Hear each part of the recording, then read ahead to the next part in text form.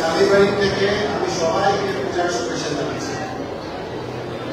গতবার আপনাদের সবাই বলেছিলেন যে কিছু একটা সহায় করতে লাগে, এই সহায় আমার না, এই সহায় আপনাদেরই এমপি ফান্ডের।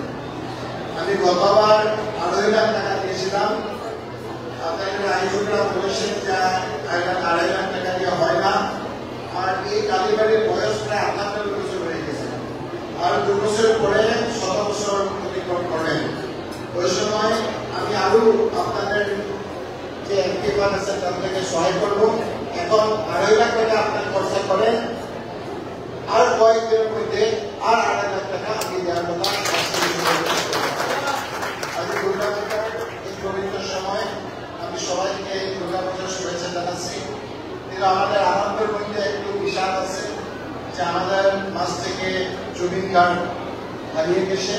তার জন্য আমি তার ইহলীলা সম্পন্ন করার জন্য ভগবানের থেকে আশা আমি স্মরণ করছি, আর তার শুভ সংকল্প পরিবার বর্গকে সমবেদনা জ্ঞাপন করছি।